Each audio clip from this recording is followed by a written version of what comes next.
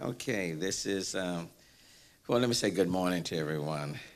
Um, and this morning we're discussing the budget for the city of Houston. This is the second proposed budget that I am presenting to the members of City Council for their review, their comments, their input, and for their approval. This is the second time that we're getting into them, early in May, similar to last year, with a hope of finalizing the budgetary process at the very end of May, which will still put us about a month earlier than what we are obligated to do. And let me just say, this is the budget that has been presented. To the proposed budget being presented to the members of City Council, Councilmember Christie, Councilmember Edwards. This is what we are giving to you all, and I think you all have already received them. Okay, it's nicely looks good, and the cover looks good, and what's inside is even better. Okay, and so I hope it will be pleasing to their appetites. It is deals with a general fund budget gap of $123 million. And let me tell you quickly how we balance this budget. There is within this budget are department reductions of $49.6 million, right at $50 million. Those are reductions that come from 23 of our departments. And then we draw down from the fund balance of about $38.9 million. That's coming from the fund balance. There is a one-time land sale, particularly referring to the juvenile detention, and that amounts to about $12.5 million. And then there are some transfers from some special funds, which equate to about $6.1 million. There is a zoo deferral. We entered into a contractual arrangement with the zoo starting back in 2003 that lasts for 50 years. This year's payment is about 10, and there's a 1-year deferral on a portion of that of $5 million. And then there's a deferral on the 611 Walker building of $4.7 million. When you add all of that, that pretty much wipes out the fund budget gap of 123. Now, when you do all of that, what's left? The fund balance is at 9.3%, which is above, council members, above the 7.5 that we are obligated to maintain. So even after balancing the budget deficit, the fund balance would be at 9.3%, which is about $186 million fund balance, which is plus, which is healthy. We also maintain the budget stabilization fund, and we fully fund the budget stabilization fund, which is about $20.1 million. That is in addition to that 9.3 fund balance. So in case there's an emergency, we continue to maintain and fully fund the stabilization fund. This budget will include 4 cadet classes for Houston Police Department. Last year we had 5. This includes 4, and it's my hope that maybe before we end the budgetary process that we may be able to get back up to 5. That is what would be my preference. But for today, we know that there's at least 4 funded, but the goal is to get us to 5 by the end of the month. That's going to be the hope. This budget has minimum layoffs in this budget, which is a plus because, quite frankly, we need our city employees. And again, this is assuming, let me just predicate this, maybe I should have said at the beginning, predicated on the pension bill being finalized with those amendments being taken out of the bill. Let me just say that. It's predicated on that. If not, then we'll have to revisit. It maintains our commitment of the transfers to rebuild Houston, fully funding the CIP with about $34.1 million in transfers. So we are maintaining our commitment to rebuild Houston within this budget. And it fully funds our pension costs. Again, assuming passage of the bill without the amendments, it fully funds our pension costs. And I know that is of most concern to the council members and to the people in the city of Houston, and quite frankly, to all of the employee groups. And that amount is, to be a little bit more specific, that amount equates to about $384.2 million, okay, within this proposed budget. The general fund, based on the proposed budget, is about 1.5% higher than last year. And in dollars and cents, that's about $35 million. And that is primarily due to the debt service that increased from last year to this year by approximately $52 million. Okay? So the debt service we always knew was going to spikes in 2018. And so the debt service increased from 2017 to 2018 by $52 million. And that is the reason why the general fund is about 1.5% higher than last year. With regards to the budget, there have been some recurring improvements that you will see consistently, and that's about $50 million. And the budget relies on non-recurring, which is like one time, and that is approximately $73 million, 72.9 to be specific. And then bear in mind, we are still operating on the revenue cap. So let me just insert a parenthetical note, is that without the revenue cap, just this year alone, we are not able to utilize an additional $22 million because of the revenue cap. And so if you go back to 2014, moving forward, in the absence of the revenue cap, the city would have had the utilization of well more than $220 million, but just this year alone, the revenue cap it's not allowing us to utilize $22 million. This is a bare bones budget. Let me be very poignant about that. This is a bare bones budget. It does not address the more than $500 million in deferred maintenance as it relates to our city properties, city buildings. So deferred maintenance continue to be a major issue.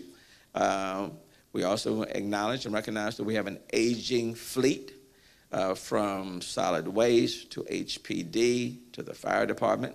So this budget doesn't address that aging fleet, and that remains a concern.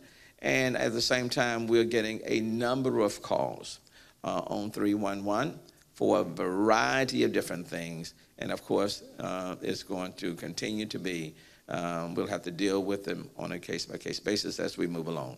So this is a bare bones, conservative, fiscally sound budget. It does deal with the priorities that we are able to afford to pay.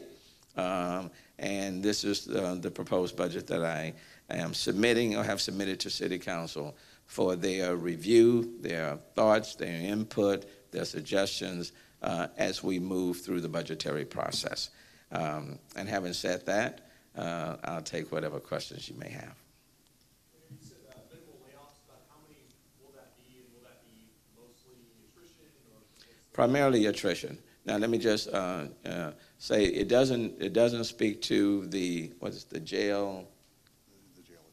The jail attendance, which is scheduled to take place anyway in December, but we're looking at ways that we can incorporate them within the system. Separate and apart from the jail attendance, and that doesn't take place until December, this budget simply requires minimum layoffs, and it primarily will be through attrition, natural attrition. Do you know about how many will be approximately? Layoffs? You're talking about less than 10. I mean, it's a very small sum. That's what I'm saying is natural attrition. I'm just saying very minimum layoffs. Yes, Rebecca. Mayor, my understanding is that the majority of the recurring cuts are coming from police and fire departments. Overtime. Correct. Walk me through exactly how that's going to work and what you expect the impact might be on services. Well, both Chief Acevedo, Chief Pena have looked at their budgets with respect to overtime. there's about a $20 million reduction in overtime coming from HPD. And then with respect to the fire department, I think it probably is less than 12 million coming. They've increased full-time staffing. And in both entities, the full-time staffing has been increased. So they did not view this as an impact on their services. When you talked about the amendments to the pension bill in Austin, Yes. speaking specifically to Representative Huberty's amendment? Well, Representative Huberty's and Representative Bohack's. Representative Bohack's amendment, for example, will cost the cities $27 million annually. So that's a direct hit from his amendment, with a cumulative cost could be as much as $400 million. So Representative Bohack's amendment is totally goes against the being fiscally sound. It adds more cost. The intention of the Houston Pension Solution was to reduce our costs, not to add to our costs. His amendment will add to our costs by $27 million. With respect to Representative Huberty's amendment, it's unclear as to what it will do. It certainly could have cost implications, but there's a great deal of uncertainty because it calls for additional conversations and negotiations to the extent the Firefighters Pension Board provide the census data, which they have refused to provide over the last 17 years. So that's just uncertainty with this amendment. Could have cost implications, but it's hard to say at this point. We do know what the cost of Representative Bohack's amendment will be.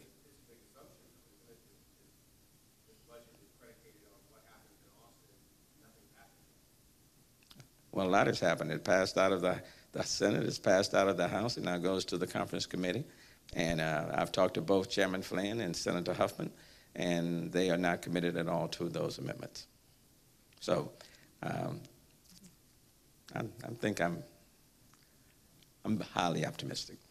Let's put it that way. And I anticipate that process is moving fairly quickly. So we will know what the fate of those amendments will be well before this process is completed.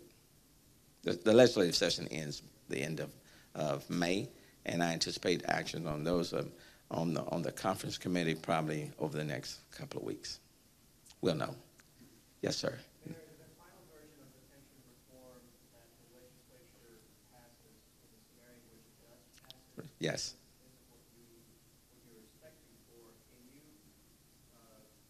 briefly explain what you would have to adjust or review in the budget? Well, but let me be clear though, because I don't want to spend too much necessary time. I don't want the amendments to overshadow the fact that the major reforms of the Houston Pension Solutions passed out of the Senate, and the major reforms for the Houston pension system passed out of the House. Now we are dealing with, we're talking specifically about 3 amendments as it relates to, the total pension reform package. And those amendments will be dealt with in due course. So it doesn't, yesterday was a tremendous achievement for the city of Houston. The reforms have gone through, and for all of us who have been a part of the legislative process or part of the legislative process, we do understand the nature of amendments being placed on bills, and then when you send them to a conference committee and the 2 chambers confer with one another, some amendments may stay, many amendments end up being jettisoned. So what happened on yesterday is not unusual, and we will continue to work with all of our legislative leaders. I feel optimistic when all is said and done, smoke clears, that we will pretty much have the pension reforms intact in large part. Do you know what you would have to adjust or review again if the pension reform that passed is not ideal? Well, I will tell you, with respect to Representative Bohack's amendment, Representative Bohack's amendment will have a direct adverse impact on the active firefighters. That amendment dealt with retirees, but it puts added costs on the active firefighters. In fact, it pits retirees versus active firefighters. And so Representative Bohack's amendment didn't do anything to help firefighters, especially, those who are active. And it costs everyone in the city of Houston an additional $27 million. So, I can't see too many active firefighters rejoicing on that amendment. But, it's $27 million. If it stays on, then we'll have to make adjustments. Those are the realities, and that's what I'm saying. This is predicated on some of those amendments not staying on the bill. Yes, Rebecca. Mayor, even if the bill passes, Yes. reasons, Yes.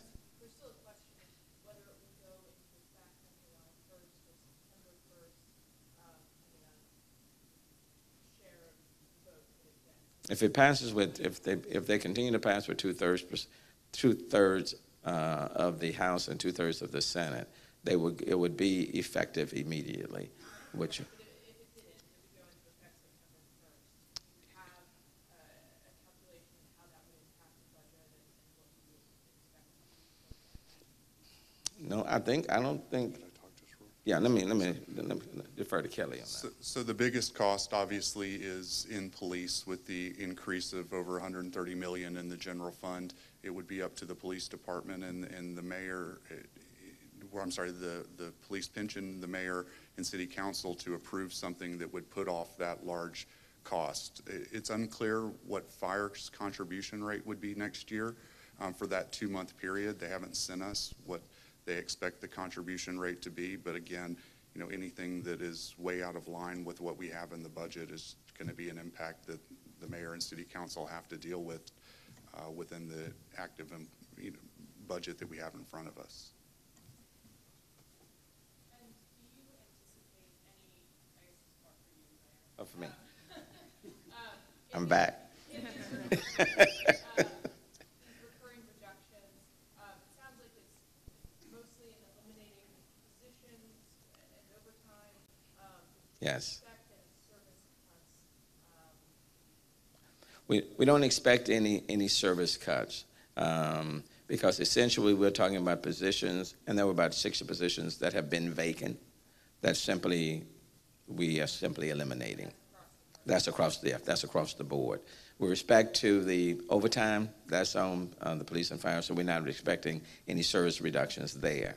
And there's still additional overtime in both of those organizations. And so, but let me also say, it's not like we are adding substantially more to service in terms of things there are a lot of things that still need to be done, okay? There's still a lot of, I think Harry will agree, there are a lot of legal dumping that's out there that we want to pick up, okay? There's a lot of deferred maintenance around here that we want to attend to. I think you all have come to these buildings sometimes, and you detected the aroma. So there's a lot of deferred maintenance that we want to deal with. We have an aging fleet. Chief Pena, where's Chief Pena? Chief? I think Chief Pena can speak to the aging fleet that exists. And so we're certainly concerned with firefighters and others utilizing an aging fleet, getting to calls. And Chief, maybe you can speak to just the significance of our aging fleet. Sure. Good afternoon. So the state of the fleet for the fire department is a concern. It's been a concern that's been growing. It's been something that we've been having to deal with last several years. And it's not an overnight fix, but the fact that we are servicing older vehicles, the fact that we're running, that our frontline vehicles are getting older every year without a comprehensive replacement plan is going to have an effect on our ability to maintain units in service.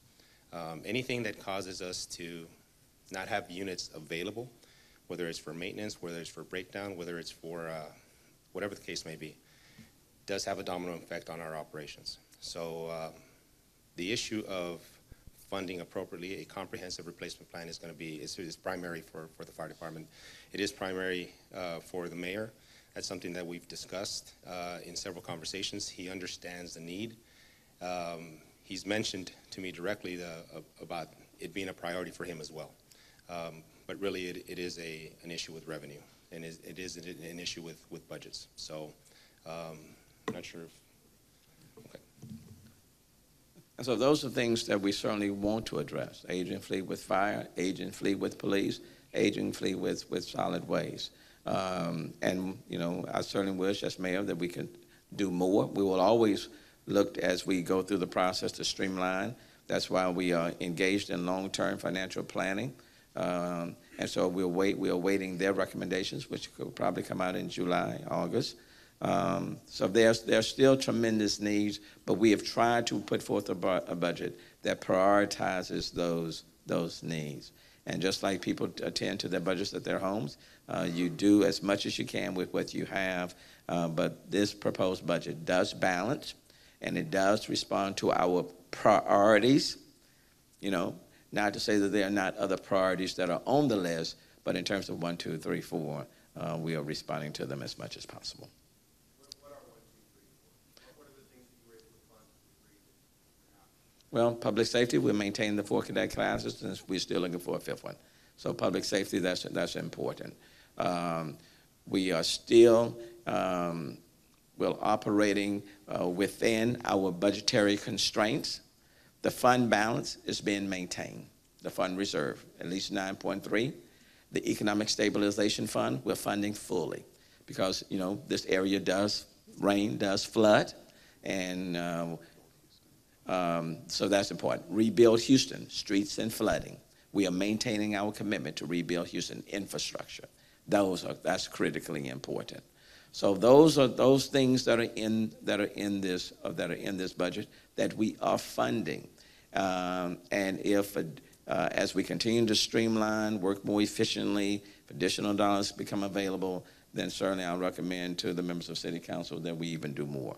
But I do want to be able to address the aging fleet and the deferred maintenance. But those, you know, those are big items. Yes, Rebecca. If we're reading the budget correctly, it looks like there's a significant cut to city council budgets. Where is that? Only with respect to their district service fund, it's not a significant cut.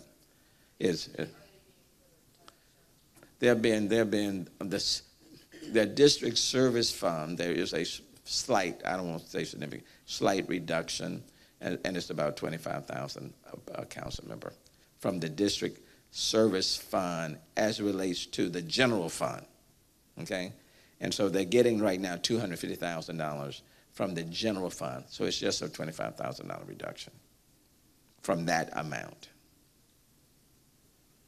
You know, I will acknowledge that they're doing a lot of good things with their district service fund, and so I certainly want to acknowledge that. And again, we're working collaboratively on things, so it's a minimal reduction to them.